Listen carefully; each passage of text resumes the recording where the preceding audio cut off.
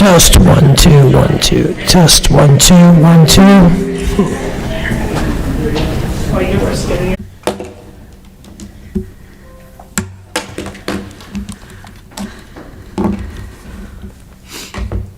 Okay, now it's charging. Thank gosh.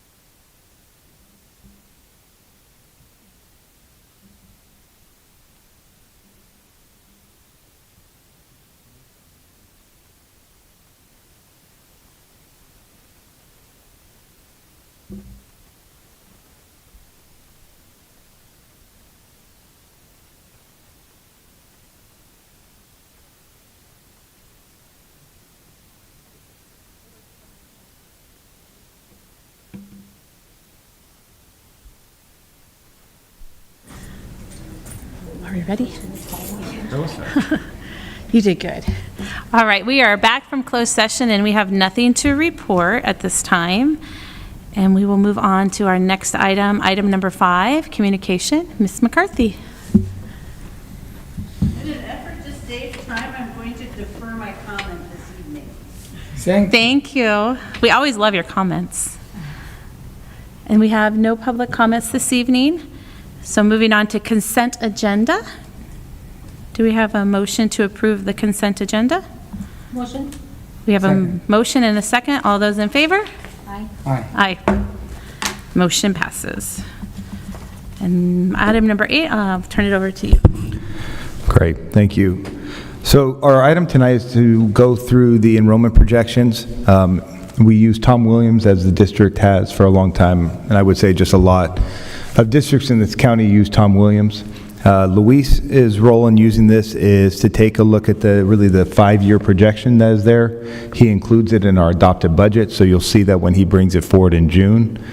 I know when Luis and I were talking about it, the impact of the decline in enrollment is different for us because we're a community-funded school district, basic aid district, so we don't get the money necessarily per student, but we do get in some of our title dollars and some of our other restricted dollars where it comes in. So we are accounting for that. The biggest part for us is to make sure that we're having our staff appropriately allocated for it. We certainly value the ratios that we have right now. We want to be able to sustain that going forward, and so the projections do help us plan for that. I will say the one thing that has definitely come up, and we saw coming out of COVID, it's acknowledged in this report as well, is just how hard it is, I think, for the demographers right now to predict all levels of the decline in enrollment or increases in enrollment. We've seen our TK progress. I will say when the county ran the initial report of what we'd have in my first year here, we were supposed to be at 50 students in TK by now. We're not quite there yet. And I would say that's true for a lot of districts here, that all the reports are a little bit lower. And that's a big part of it, is the decline in total student enrollment in California. We've just seen that in particular in areas of higher wealth, which is where Santa Clara County falls. So if you take a look at the first chart that we have on the board here, it goes back to 2015, where it has our total enrollment at 909 total students. And then as you work down to the bottom of the page and you get to 2028, the prediction right now is to be at 653 students. And so It's something that we're going to monitor and check. The one thing that we do every year is when we think about rollover is we talk about capture rate. I know in the report that Tom put together here, he talks about that. What we mean by capture rate is when we have our students go from kinder to first to second, how many of the students stay with us during those transitions? That's a big part of it. We typically don't lose that many students here, but what you are going to notice is like our 8th grade class that's leaving this year, the incoming 5th grade class, so when you think of middle school, 6th, 7th, 8th, total middle school enrollment next year will be a lot less just because our 5th grade class is smaller than the 8th grade class that is leaving. And so that's really what we take a look at with our master schedule and budgeting purposes. The other factor that this doesn't account for are the increased costs that we have with special education. So we might have less students, but it doesn't necessarily mean that our percentage of special education students goes down. And so I would say, for or for county-wide, that's something that we're always monitoring because they always look at it through like a 10% lens, like is our total number of students in SPED under 10%? That's always been an indicator that we try and follow. What you're seeing is just because students are leaving, it doesn't mean they have IEPs, 504s, et cetera, so your number may still be higher or increase even though you're in a state of decline in enrollment. The other thing that impacted the study that Tom Williams identified was some of the potential housing developments in the area are not coming to fruition during the time of this study when he did it. And so that's something else for us to be aware of. Luis, anything to add to this in terms of the fiscal side that you'd want the board to know right now? Just that includes the land by Fry's. Oh, thank you. That as well, but it's in the further out. So what Luis was talking about is the land over by Fry's is included in here, but in the out years. But there's been change in how that's going to be used now too. So when Tom Williams first presented, it was at a different time. It was early October, and lots have changed in what is going to be developed there. So I'm going to pause for a second. Take any questions the board may have regarding these numbers. So because this was done before that change with that Fry's, does it mean potentially bigger decrease? No, he addresses it in the language. Okay. It's a long paragraph, but it says, since it's not locked in, he made adjustments in the later out years, but he believes it's going to eventually come to fruition. Okay. He's not really counting the numbers. We backed out the numbers that he was going to include in it.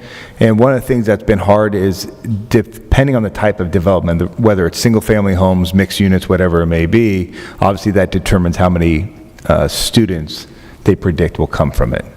And it's smaller numbers now than it was 10 years ago with what you predict coming from single-family homes. Thank you. So since we are community funded, so with the addition of each student, how much money really we are going to get from the state? So the price per student is adjusted each year based on the assessment. Roughly. And so because of community funding, our community tax dollars make up the difference of what we can lose up to the minimum threshold of what we're entitled to. And so it's a major impact of loss of ADA would be from some of our categorical funding. So like our Title I, Title II, some of the special programs that we actually look at the specific enrollment. So it's hard to gauge based off of how many we're going to have in 3 or 4 years, but you're still going to lose some funding in your categorical funding. So I'm trying to get a rough number. So basically saying each student, if we lose, we are going to lose $50 or $500 or something. In the current year? Mm-hmm. I can email it to you. Okay. The price per pupil. I think what he's talking about is the dashboard that comes out of school services that does that breakdown. Might be a good way to start. If the board would like, we can send an updated dashboard that will we get allocated for each of those titles. Okay, perfect. Thanks. The dashboard also includes like the STRS and PERS costs on it too for future years.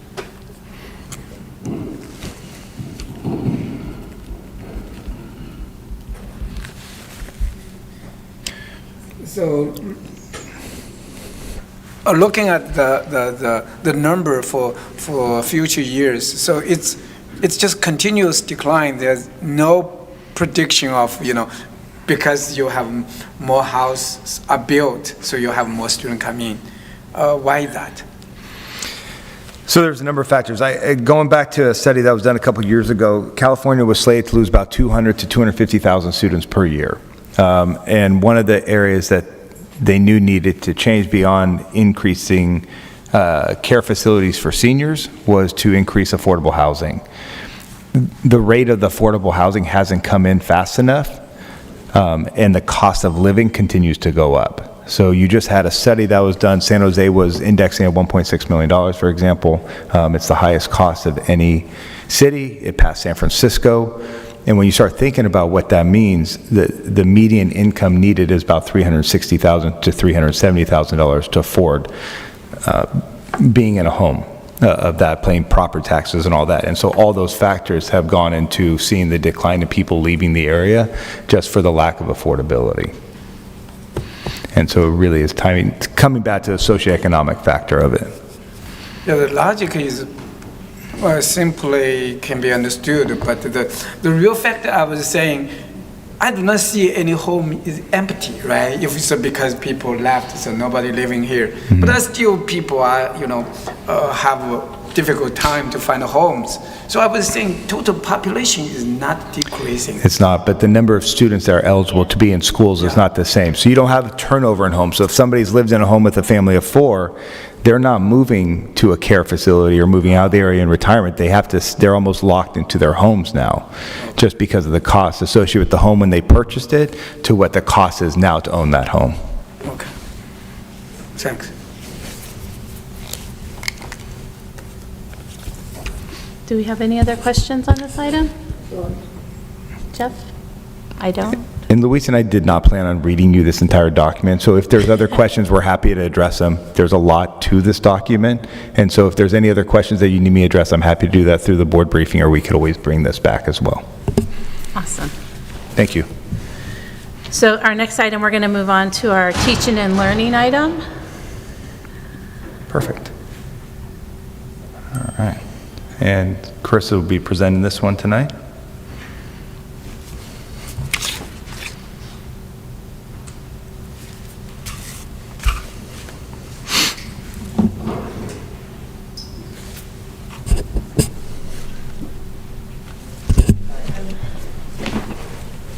Can you guys hear me? We can. So today's teaching and learning, I wanted to talk to you a little bit about the professional development that we had on March 29th. We did a PD day for positive behavior intervention supports. Our entire PBIS committee, along with Stephanie from SCOE's PBIS Center and the main support, were here. If you look at the agenda, it's just a quick overview. But what was really exciting about this is that we had the opportunity, we invited custodians, instructional assistants, we had board members there, PTA was invited, and so it really was looking at the entire school community to how to incorporate PBIS, because it doesn't work unless the entire community is involved. I don't know who's doing the slides, but we're two down. So this just gives an idea. We started with just doing a word cloud about what was PBIS, and this is what came out from the staff, and I included it because it was about, you see that it's about reinforcement, it's about rewards, it's about incentives, it's about the brew and bucks, the storage. So overall, it received a very positive beginning. The PD moved on, and we talked a little bit about the brain. And the reason why I bring it up here, not to give you a lesson on the adolescent brain, but when we talk about telling kids what to do, and when we talk about kids needing to have things taught to them, one of the questions that we asked, for a youth to learn something new, it has to be repeated on an average of how many times? Does anyone want to take a guess? 8 times. 8 times. And for for an adult to unlearn an old behavior and replace it with a new behavior. Guess how many times it takes to replace it with a new behavior? 66. And then one last one, for youth to unlearn an old behavior and replace it with a new behavior. Do you want to take a guess on this one? 28. But the reason why I bring it up and included the information about the adolescent brain is that we often say like kids should know what to do. Kids should have this, or they already, they've been in school before. But many of the kids, especially the ones that we're seeing now, need everything specifically taught to them. I walked through a lesson earlier today in the library, and they were going over like, where are your hands when you're walking, down the hallway or walking through the campus. And so just to give the PD participants and just everyone this evening like an overview of why PBIS is important, because it needs to be that same message, a positive message over and over again. One of the things that we also talked about and we included on the presentation were just the research about PBIS, and we know that it reduces problem behaviors. We know that it increases attendance. Research has shown that it improves academic performance and includes the power to help with attendance. And so PBIS, what we had prior to COVID, we are definitely building on, but the different things that PBIS brings to Orchard really addresses a lot of the needs that are currently going on.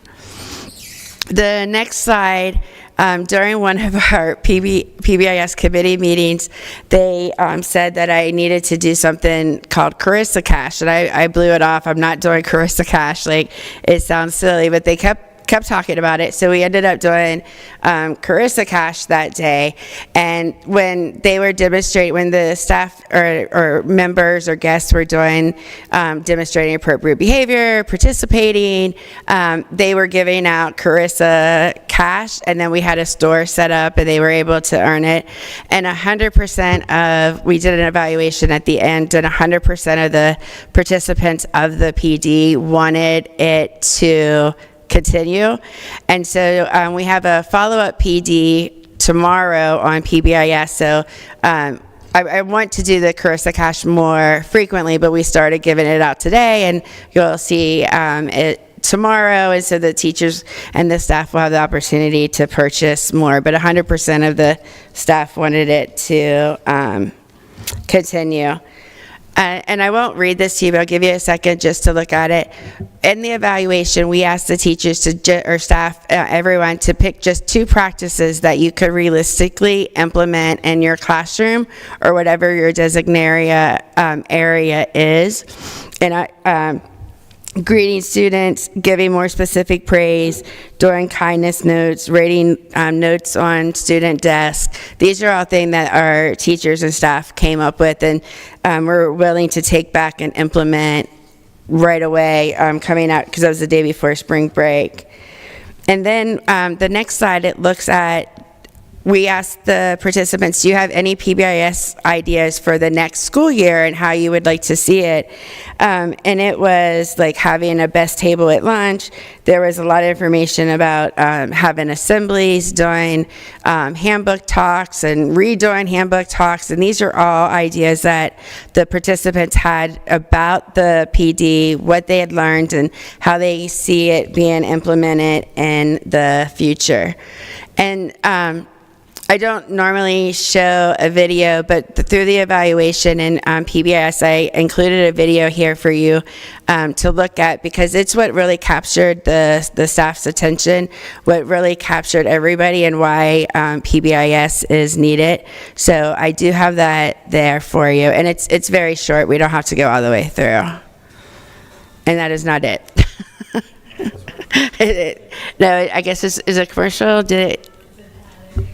Is that what it is? Oh, that's it.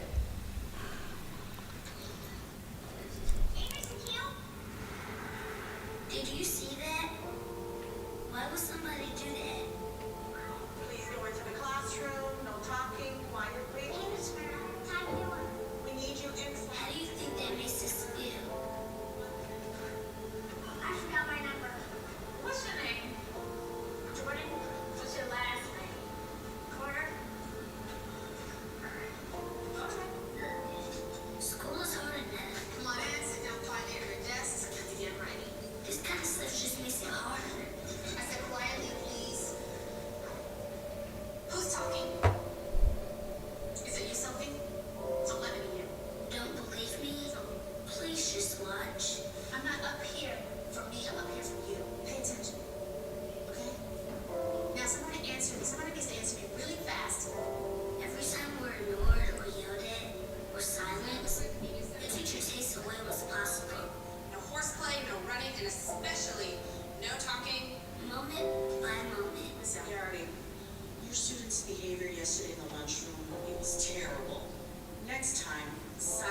lunch. Did you hear that? Stay in line and catch a boat. I'm not playing. If this is education, we're in trouble. Bye, Miss McGarity. Frederick Douglass said, once you learn to read, you'll be forever free. The way it is now, 2 of the 3 of us will never be able to really read. It doesn't have to be this way. Hey, Jordan. How you doing? Good.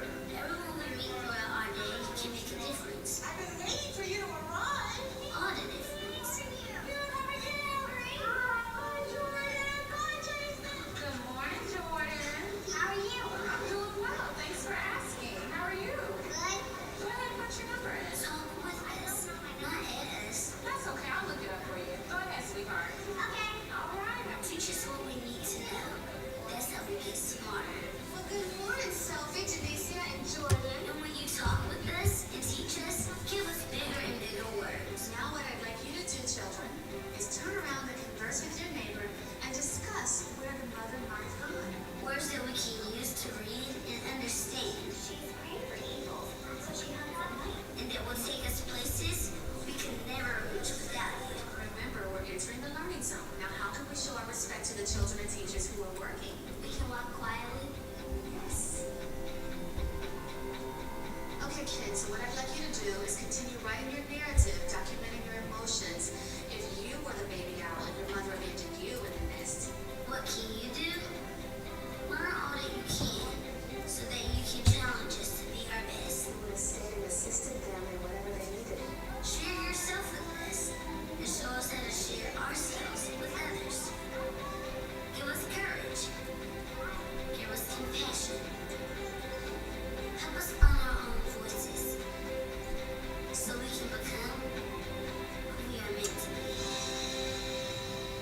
Why would you want to sign us? So that was one of the videos that we showed during the training that really connected with the students, turning that, stop running into please walk and moving forward.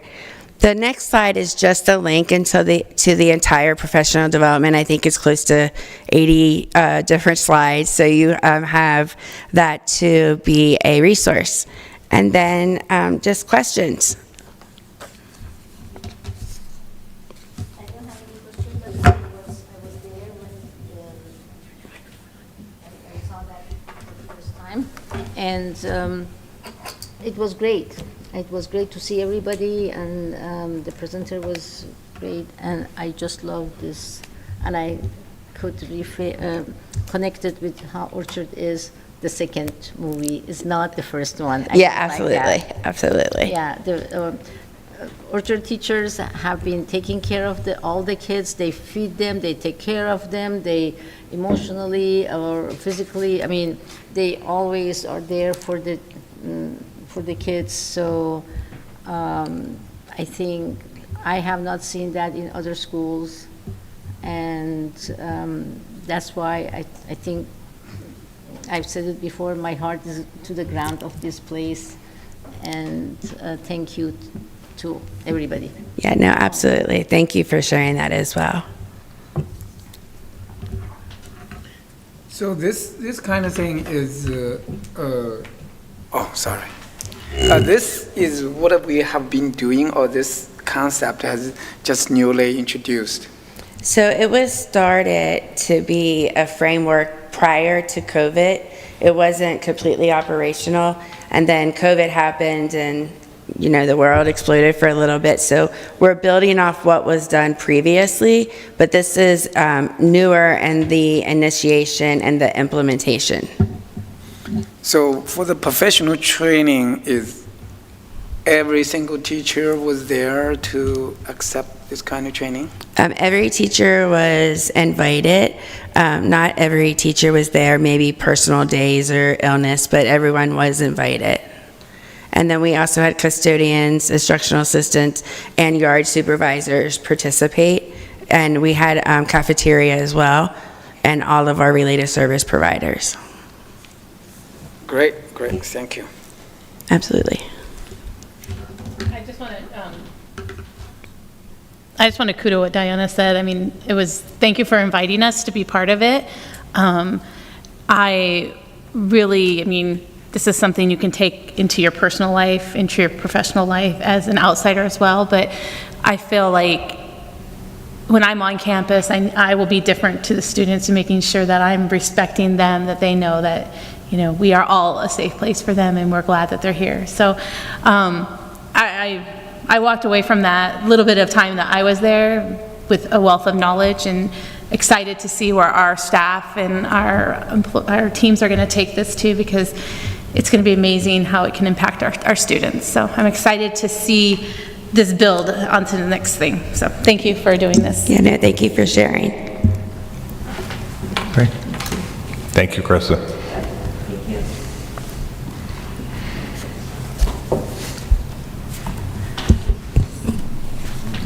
So now we're going to go on to discuss the facility master plan.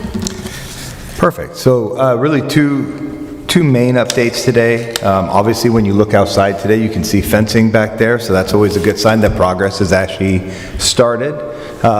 It's been really nice with Bothman so far, because they've not only hit what they said they were going to do, they actually made the process go even faster, putting the fence up, so we had very little impact overall. To say we had no impact wouldn't be true. Obviously, our PE classes are impacted by it. The field space for our students to play on is smaller now, but the bottom line is the fencing went up really fast. They were really, like I said, a low impact on our total day. They were here on time, left pretty quickly, and then they've been doing a little bit of work each day and working towards it. The other good thing that happened is we were able to get a waiver for the stormwater, and that went into effect, and what that allowed us to do is they could break ground faster, because if your project is over 1 acre, it takes another certification. We didn't have to wait for that, so that's been a good part of it. And then the other piece that Chanel and I will be working on, along with Verde, is making sure that all the submittals are done correctly. So Jamie, who did our plans, has been going through it, because we need to make sure each part of the plan is done to the specifications of what was designed. And so we are focused on that. The second thing I want to talk about is tomorrow we're going to have the wireless infrastructure assessment begin. We actually just got that confirmation email today. We just told our staff like at 4 o'clock today it was able to happen, so it's really short notice. I don't know if everyone here even saw it yet, but they were able to confirm that today. The impact on the classrooms is somebody's going to be walking around checking the signal strength in each space of our school. The way Chanel and I had it worked out with the company is when they finish, they're going to have a walkie tomorrow. They're going to be able to let us know where they are. We're going to try and message the pod and the teachers. We know it's hard for teachers, so we check their email during the day, but we're just trying to make everyone aware of what they're here for and what they're doing. At most, it takes 15 minutes in the room, but the goal is ultimately is when they finish doing this school-wide assessment, they're going to be able to come back to us with a plan of what we need to update, what switches we need to have done, what do the access point coverages need to look like, and then that will lead to whatever we recommend as that future purchase tied to our facility master plan as the wireless infrastructure. And so, again, we had a check-in call with them a week ago. They confirmed today that they're going to be on site. They believe they'll finish the assessment, I believe, in 4 days. Is that right, Chanel, with where it was last? Yep. Just one more meeting. And one more meeting after that, they would let us know what we kind of need to go forward with. And then they're going to start recommending products for us to move forward with at that point. We will then be able to bring that back to the board, and we'll have a really clear update to the board on how much it will cost to do that. Our goal is to do as much as we can now to the end of, over the summer. We won't be able to do every piece of it, but what I do know is we can't start next school year with the wireless with the wireless issues we had to start the year and we've had throughout the year. That's really what we're looking to improve upon. We'll then probably have to capture our time during breaks and all that to do some of the cabling updates. The cabling updates is the hardest part of it because that's where we really don't have internet during the workday. I think that's it. I'll take any questions the board has. Chanel, anything else that we need to make sure we share with the board tonight? Okay. Thank you. So I have a question. When they're doing the wireless assessment, they're going to be doing it when we have students on campus Yes. and things are happening, not, okay, perfect. Yes. I just want to make sure they're getting a true picture of our days, so, And they actually measure what the coverage is like Perfect. and how strong the signal is. perfect. Yeah. I don't have anything else. Diana, Jeff, I'm sorry? do you have anything on this one? No. Okay, We can thank move you. on to the next item. We're going to approve the governance handbook and placemat. When we had our study session on March 18th, we reviewed our handbook and we fine-tuned those placemats that we talked about. And this is just to bring it back for us to approve it so we can approve the new handbook and get their placemats. Do you need a motion? We need a motion. Motion. A motion? Second. A second. All those in favor? Aye. Aye. Aye. Perfect. And then we'll go back to you, Jeff, with the champion amendment contract. So this is kind of a continuation renewal of a contract to continue work with champions that we do. We use some of our ELOP dollars to go the before school and after school care program for some of our families. Other families are enrolled in their program throughout the school year. This allows us to continue the work of the homework club as needed. It also allows us to revamp it as needed too. So if we need more program during the time or we want to take a different approach, it allows us to continue our work with champions. The way this is kind of framed is as an amendment because it will go along with the pre-existing contract we already have with champions.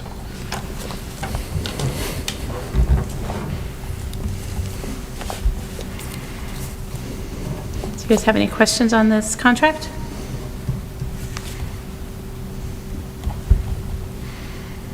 I don't. I'll make a motion to approve the amendment to the champions contract. Second? We have a motion and a second. All those in favor? Aye. Aye. Motion carries. We're going to move to item number 13, approval of the MOU between Orchard and Orchard School District and Orchard Teachers Association. And I know we have one public comment. Yes. I can't skip this comment. Okay. Let me turn this on. Is it on? Yep. Okay.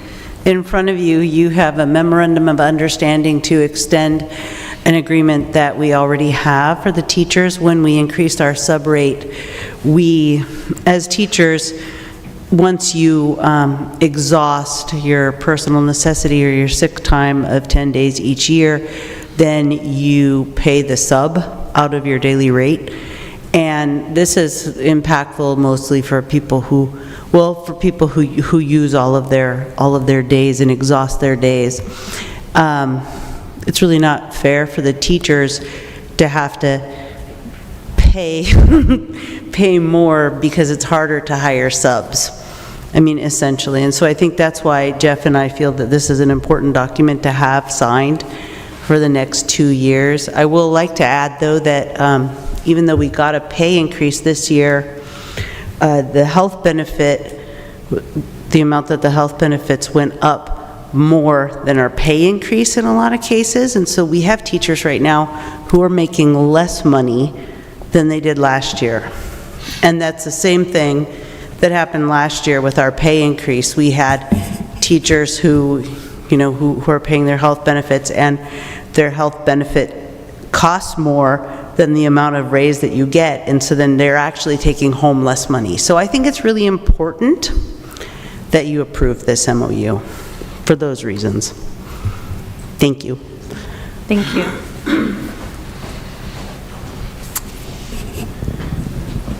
I would just add on to what Ms. McCarthy was talking about. I do feel very strongly this does need to be approved by the board and continue going forward.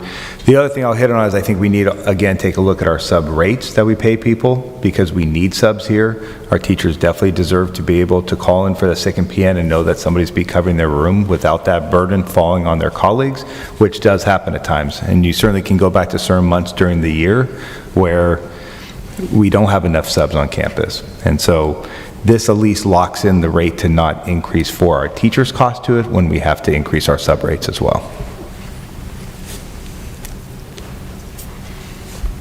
Do we have any questions, comments? So substitute teacher earns $225 per day, but not the teacher. Yeah, so do we know what is we can't compare this to the substitute teacher because that's all they get. They don't get anything else, right? Right. But the teacher, so I think. this is We're just trying saying- to mitigate the impact on our teachers So it's. when they're taking time off. So the way I read this, and correct me if I'm wrong, the district's going to pay the substitute $225, but only, the teacher is only going to be responsible for $170 of it. Is that, am I reading that correctly? Okay. Yes. So the teachers are not paying the full thing. They're paying less. The district's covering the difference. And that's only after they've exhausted their sick leave. Right. Okay. This is definitely good for our staff. Yeah, I agree. I'll make a motion to approve this. Second. Let me just ask you one more question. So, in terms of physical impact, let's say for last year, how much money we paid out just for the subs? Our total sub cost for the year, Yes. that's something we can bring back. I don't have that off the top right now, but I'm happy to bring that information back. Okay. Yeah, I have no other questions. Would you like that in the board briefing, or would you like me to bring it back as an item for the next meeting? Board briefing will be sufficient. Okay, thank you. So we have a Second. motion and a second. Second. All those in favor? Aye. Aye. We're going to go on to a Healthier Kids Foundation. May I ask Oh, our team, is it possible to even give that for the Friday board briefing this week, or would it be the one after? Next week. Thanks, Louise. Yeah, we'll include it this week.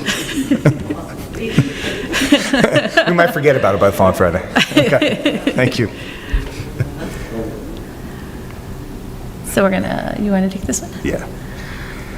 All right, so we have an opportunity, actually, one of our counselors was on a call with the Healthy Kids Foundation. This is a contract, it's a 5-year contract, so it's a much longer contract than this board has considered in the past. What I would say, or what is good about this allows us to bring services in for our students. This specifically for this year would be for a dental screening that is actually free to all of our students. And then there's other services that we can pay for if we want to bring them in, but we are not forced to do so. The other piece about this contract is we can terminate the contract with 30 days written notice, so we're very protected as a district, but certainly the benefit for our students and families far outweighs that. And so our plan would be is if the board approves this tonight, we would do dental screening before the year is over with our students here. That care is something that often gets neglected at times, especially when there's financial strain. And so I definitely would encourage the board to approve this MOU for the 5 years. Again, we can always revisit it each year. We have a lot of protection in it. And again, it's focused on our students and family. I'm going to give a brief update later on just about our community schools factor, but I think when we think about what supports we're bringing for our families, this definitely falls in line with what we're trying to provide. And it's at no cost, right? The dental screening is at no cost. Yeah, motion to Oh, approve. let me ask a question. So, currently, we are going to get the dental screen for free. So is there any other services we are currently considering using them for? We could use them, we are considering them in the future years for vision testing. We are not using them right now, but it's something we would consider for hearing and vision in the future. Okay. So for that, we are going to pay them for We it. would have to pay them for that, but we're already currently paying for our hearing and vision screening, so if they have a better rate or more competitive rate, we could go with them. Sounds good. No further questions. All right, so we have a motion by Diana, Second. a second by Jeff. All those in favor? Aye. Aye. Motion carries. Thank you. Approve the contract for Inform K through K-12. All right, let me pull this up here. So as a district, we have a number of forms ranging from HR forms, business forms, personnel forms that we have within Inform K-12. It allows us to have a digital workflow. It's been really effective. We can give a summary at the end of every year for how many actual forms are completed. We're able to archive the forms when they're completed, so if somebody submits for PN or sick time, they can submit it that way. It helps us with accounting for it, making sure people have it deducted appropriately. It works well for our auditing purposes with it. The other piece of it, it allows for that kind of independent workflow where we don't always have to have someone, or not everyone can come into our our offices to meet, so it allows it to be done that way. The other piece that we just recently changed is we've been working with Inform K-12 to have accounts so that anytime somebody submits a form, they actually can see the forms that they complete. So when somebody, if you were to complete a form or send a form in and we complete it on our end, you get an email saying your form has been completed. If you delete that email or you file that email, there's no account for you to go back and look it up. And so what we've been able to do now is everyone has the ability to make their own account, and you can see any form that you've ever created. And so we just opened that up this past week. The forms live and are archived indefinitely on our side, which is helpful for us as a district too. So moving forward, they will be able to go back with their logins and be able to see anything they've submitted all the way back to since day one. That's what, when we talk to Inform K-12, anything that's been associated with their email address will be in their archive. And then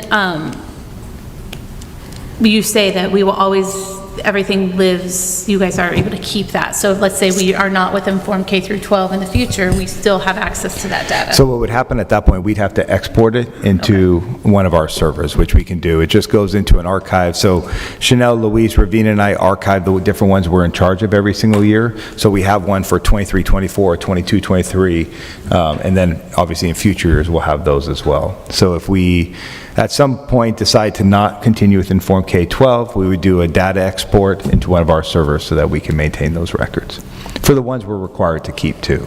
And then my last question on this one,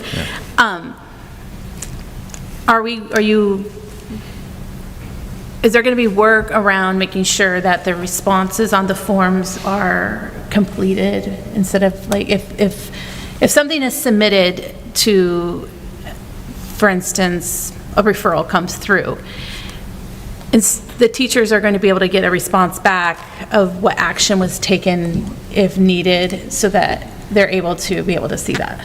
So you get whatever feedback is put on the form by who's in charge of it. So if Luis sent me a form for a personnel matter for something in his department and I approve it, there's always the ability for me to comment there on beyond just approved or denied, but it gives me a field where I can put input around it. I can say this looks great, or I have a question for him, and I can either send it back to him with the question, or I can approve it, but I put in more information to help him. Chanel and I might use it for an overtime thing. So a custodian's working overtime for us. We approved it. I say, hey, Luis worked in Building D, for example. And so she can note that in it. But it is based on that input that I put in. So you have to type something in the field in order for it to be read. There are some pre-built check boxes on the forms depending on the form. So I know you referenced the referral form. On there it says like parent contacted, student spoke to teacher input, and then others, the fourth one. And then there's an area for the teacher to either put for information only, or like, please take action. Okay. And then the bottom half of that form in particular has an area where the administrator fills it out. Every form has a little bit different workflow. Some of them go directly to Luis, some go to me, some go to Chanel, so there's different processes in place for it. Okay. That's it on my questions. That's all? You need a motion? I Yes, got a a question. question, maybe not that related. So is this K-12 has anything to do with our online enrollment system? No. No, that is not. No, For that. so that's with PowerSchool, our SIS. Power School. Oh, this is K-12. This is Inform K-12, correct. From K-12, that is Power School. Our online registration is part of our student information system, which is PowerSchool. Oh, okay. So that thing is fully functional, right? Or some of our families are actually having some issues logging into it right now that we're working through. That system is up and running, yes. We see people enrolling. And I want to be careful not to go too far off topic here. I'm happy to talk about It's a that. different topic, yeah. In fact, if you want, I can give an update on that during the soup time. Perfect. I'm happy to do that. Do we have any other on the Form K-12? No, that's very straightforward. Yeah, I don't. So we have a motion to approve. Second? Motion, I'll make a motion to Oh, approve. you're Diana, make a second. All those in favor? Aye. Aye. We're going to go to item 16, approve contract extension for our chief business officer. So this is the third of 5 contracts we're bringing forward. Obviously, we've been able to do OTA and confidential. Tonight, we're bringing forward our one for our CBO. I think Luis has done an incredible job in his work. I would strongly encourage the board to approve this contract for Luis. Again, I think he's done a great job. We try and maximize what we can out of his time each day, and I think we do a really good job of it. But this covers him for a 3-year contract. There's a salary increase for this year and next year only of 3% that is built into the contract. And again, with any executive position, we can only guarantee a certain amount of time for it, even though it's a 3-year contract, but it does term out June 30th of 2026. The salary steps is 3 steps in his contract. We do have it on the board here. And then I will say that legal did review this contract to make sure all the terms and protections are in there for the board in terms of fiscal practices is embedded into the contract. And should the board approve it tonight, we did have a chance to talk to Luis previously, and he is good with what's in this contract. I make a motion. Diana, we have a motion from Diana. Second. We have a second from Jeff. All those in favor? Aye. And congratulations, and thank you for all these years of service, as answering every question with a smile. Thank you. So moving on to our next topic item, student board member. I asked to bring this item forward because I feel that leadership is important to start with our students, and in speaking with some other board members in some other areas, they are starting student board members in the middle school, and I would like to see if the board would be interested in us researching what it would be like to have a student board member participate on our board. They would not have a vote, but they would participate and potentially be able to bring the voice of the students to us. That is an excellent idea. I cannot more agree to this. It's to get, they can, we can have a voice from the students. They can make comments, right? They would sit up here with us. Yeah. They'd be Every time participating. one student will be, It would be an it would be an elected position. The school, the students would elect that person. And depending on the policy and how it all worked, they would, depending the term, if it's 1 year, 2 year, and what it looks like, we would need to define that as a board, but we could start doing the research now. Yeah. And I'm happy if you would want to help us with that. We can have 2 board members working on the committee, ad hoc committee, to develop that position, so. definitely, yeah. So we can maybe we can start working and looking into drafting a policy and what it would look like for our school to bring back at another time to formalize the vote on it. And just to confirm that you would be participating as board president as part of the ad hoc committee, and board member Nazari would be on? Unless you wanted to do it with Diane, Jeff? Oh, she will be perfect. Okay. Okay, perfect. I will set that up. I didn't want you to think we're like, we're going past you. And now we'll go to superintendent report. Okay. We have just like a few minutes. I'll keep it really quick. I just want to acknowledge our staff. I know a few of you are here for open house. I thought our teachers did an incredible job at open house. It was fun. If you were in this room, you saw the art that was out here. You saw the band performance that was here. There was like lines going into some of the rooms that took a little bit longer to get into because we had a really good turnout that night. And so just want to applaud our teachers for putting together a really good night. It was a lot of fun. And I think it's always great when you have the events that really draws a lot of our families to come out. Second one is just update for the board. I will be going to negotiations with SEIU. I hope that we have, not only a positive experience, but also just a really swift moving experience, because we would love to be able to take care of our SEIU employees this year too. We do have 2 meetings scheduled pretty close together, so I will keep you updated on that. It was great today because I actually had my first community school meeting with our community school position with the county office. So that was really nice to have. May did a great job during the meeting. She actually went over to the county office today for a training with it. Just as a district side of looking at it, and I talked to the director over at the county office, we're not going to have a separate district committee. So when we put together our community school committee here as a school district, it's going to be the same as what I use, because our goal is always to elevate the voice of everyone in the room, and it's better to do that through one committee than having a school committee and then a district committee. So we are moving forward that. I think May learned today that probably was the best practice for us too, and so I am excited about that. We're going to have some of our parent nights as a district, and then we'll start sending out our surveys. One of the things that the county office did mention is to utilize, when we hand out schedules to our families, that's going to be the day that I'm going to do one of our district level events and our surveys on that day, because we always get so many families that come to that. So that's one of the things that we'll be gearing for, along with events each month. So it was great to have that today. And then the last thing, just want to go to Board Member Tang's question regarding our student information system. We do have the online registration process live. Families have been using it. We did find that some of our families are having challenges with step 2, which is after they submit their enrollment to it, we see their name come up on our screen, but they're not getting the email that's generated that has their password to upload their documents. So they're registering for the school year, but there's something in, whether it's our Power School system side or on the communication that gets sent via Power School for how to log in. So we're working through that challenge right now. But the process is working for the step 1, which is the online registration piece. So one of the things we're focusing on now is what is the challenge with it.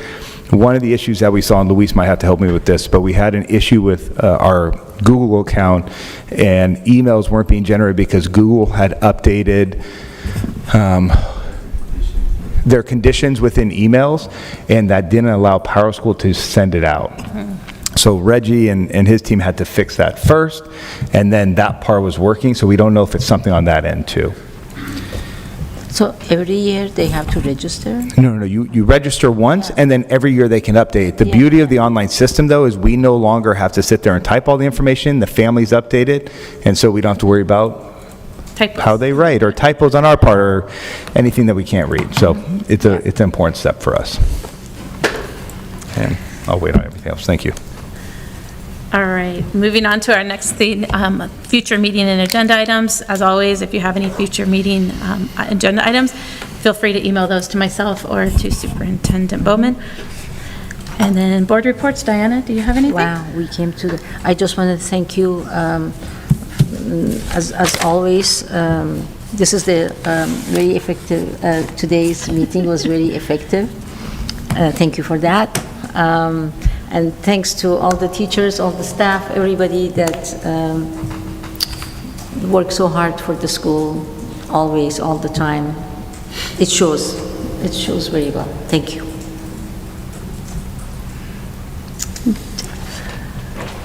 Yeah, well, it's glad to get things done, and I'm so happy that I went to the open house, the school open house, and I saw a lot of teachers, and some are my daughter's teachers, some are not, and they presented a wonderful side of the things which normally I sit here I cannot see.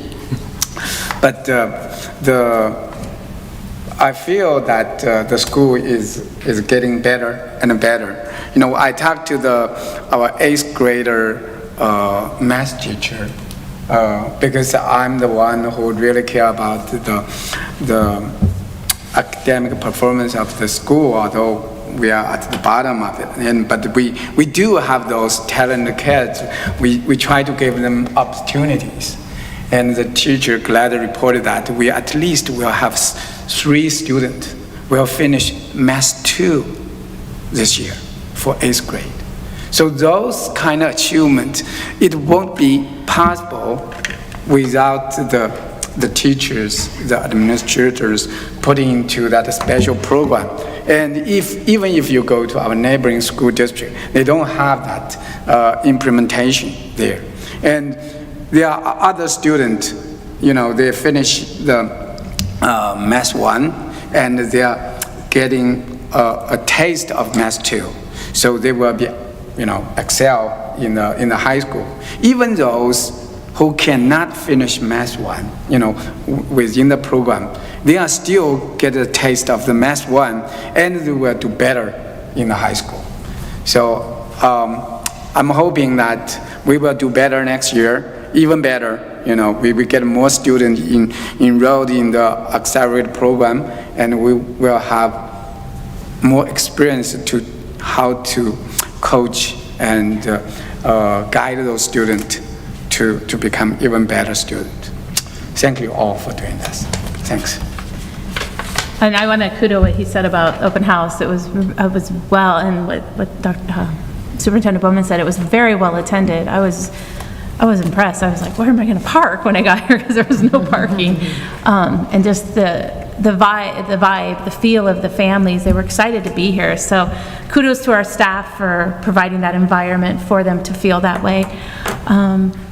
And right before the break, we had the carnival, which was amazing, and Diana and I both attended that together, and I want to that probably was by far one of the best put together events that I have seen since I've been here in a really long time, and the students just loved it. So I look forward to hopefully having more of those items for our students.